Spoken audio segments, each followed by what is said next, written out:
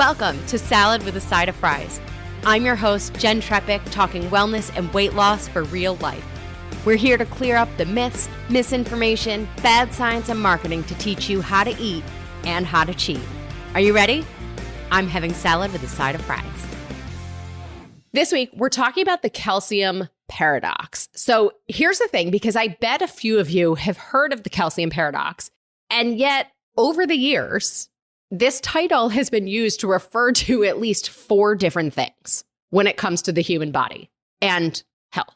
So the one that I think most people are most familiar with is the notion that the US is one of the world's biggest consumers of dairy products, and yet also has some of the highest rates of osteoporosis. So it was interesting in pulling the info together for this nutrition nugget.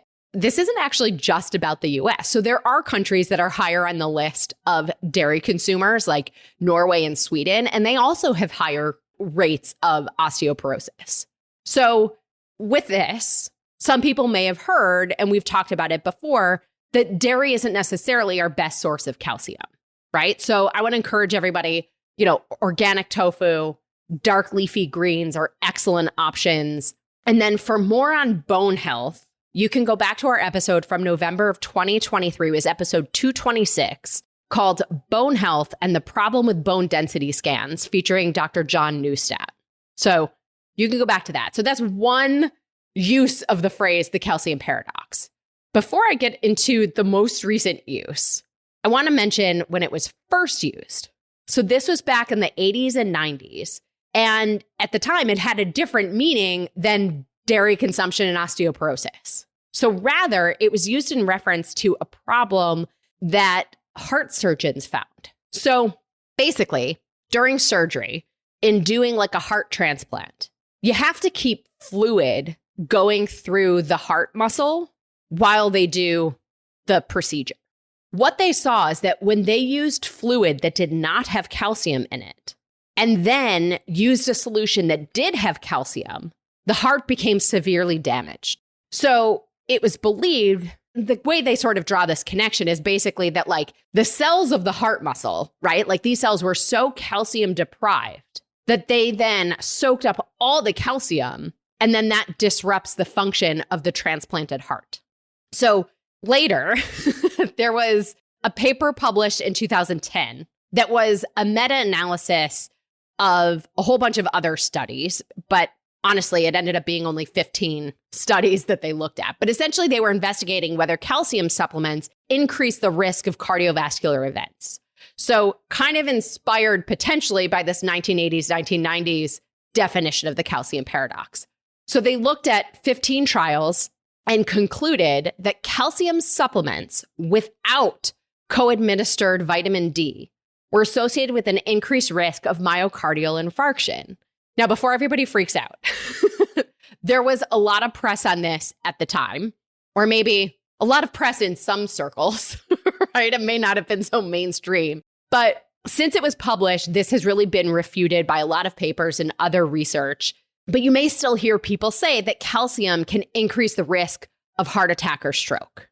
So when it comes to supplementation with calcium, what we really want to pay attention to is cofactors or the other nutrients that are with it. So we really need vitamin D3 to help with the absorption, so it's not just in the vessels, and vitamin K2, which also supports absorption. And so I think it speaks to the quality of supplements, right? And the importance of comprehensive formulas that include like not just the main character, but the supporting cast too, right? So we have a whole episode, it was called Q&A Supplements. So you can go back to that and dig deeper into supplements. I think for today, with the calcium paradox, I'll just say that like, I think this actually ties back again to like that original idea of the cardiovascular event, the transplanted heart, and even the osteoporosis thing. Because if we don't have these cofactors, then we might see issues in the vessels because it's not getting to where it's needed in the bones. So this could be linked to vitamin D and vitamin K2 deficiency in those populations, right? Also creating some of the osteoporosis pieces. So I'm guessing those things. That's not like, proven fact. And then we finally get to the more recent use of the phrase calcium paradox. And I'm not going to lie, I don't understand why they're using this phrase, but I'll try to sum it up as best I can. So the recent application of the phrase refers to a finding that increased calcium may increase fat excretion from the body. At the same time, we also know that there are pieces of increased calcium that can lead to increased fat storage in the body. So I guess that's where you get like the paradox piece. But the studies, I'm going to go through a couple that I could find. I wouldn't say they're like super compelling. So the first one is 10 people. They were given diets of all the same amount of calories with different amounts of calcium for 7 days each. And I'm just the conclusion, and I'm quoting it exactly. It says, we observed a trend towards a higher fat excretion on the high calcium diet, but this difference failed to reach statistical significance. So the moral of that story is we need more research, right? There was another study in 2008 on 19 people that indicates increased calcium may support increased use of fat for fuel. So this study did include vitamin D, but again, it's only 19 subjects. I think there's something interesting here, but again, I wouldn't necessarily call it conclusive. And then I found a piece of this current calcium paradox term related to feelings of satiety or fullness. But then when I read this study, like I didn't see what these people were seeing, right? So this study was 18 subjects given different amounts of calcium in meals, some through food, some through supplementation. And then they looked at blood work after eating. They essentially were comparing the dairy products to calcium supplements. And the conclusion says, and again, I'm just reading right from it, it says increased calcium intakes from dairy products attenuate postprandial lipedema. So this is basically lipids or fats circulating in the blood after eating. Then it goes on to say most probably because of reduced fat absorption, whereas supplementary calcium carbonate does not exert such an effect. They go on to say this part that I'm inclined to agree with, but I want to emphasize it. So they say this may be due to the chemical form of calcium or to the cofactors in the products. Calcium did not affect appetite cessation, glucose metabolism, or gut hormone secretion. So again, I think it has to do with what are the cofactors? What else is coming with this calcium, right? Are we getting the vitamin D? Are we getting K2? But I have heard people claiming the appetite suppression thing, the increased feelings of fullness with calcium. And I'm just going to say flat out, like, I didn't see it in the same study that they were quoting that said it.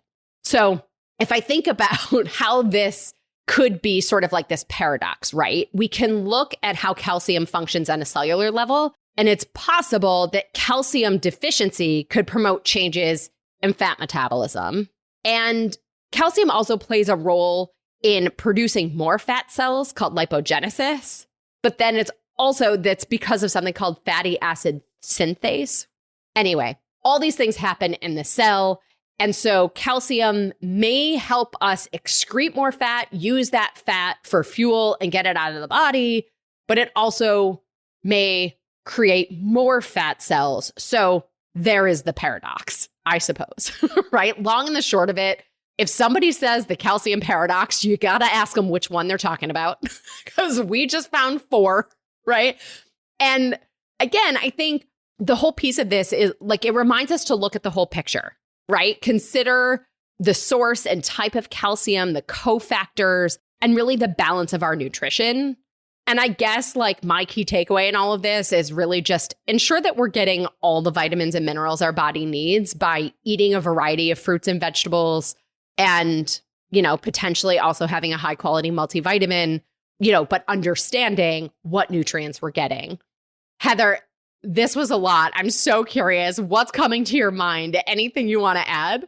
Well, I just want to say, I think you are fantastic. I do. I'm just sitting here like, oh, you are amazing. Like to go through all these studies and pull that all apart and all through. And it's like, oh, it's great. Yeah, absolutely. Well, thank you. Yeah. This one, I will say this one more than most was a lot. It was sort of like, because I was also reading like what people are concluding. And I'm like, how are you concluding that? Because exactly. I'm not. Well, I loved actually that part because it just made me think, oh yeah, this is just a good reminder that when people quote studies and things like that, it's like, it's often important to read through those to understand they're not always what people say the outcomes are. Yeah. Yeah. And by the way, if you know of something, right? Like if you're one of those people who saw that, like send me the study you saw. Like, yeah, I can't, you know. Yeah. Well, as always, everybody, I'm Jen Trepick, your host and health coach. Connect with me on Instagram or all social media. I'm at Jen Trepick, JENNTREPECK. Website is asaladwithasideofries.com. Pick your platform, send a message. I love nothing more than hearing from you, your takeaways, your ideas, your questions.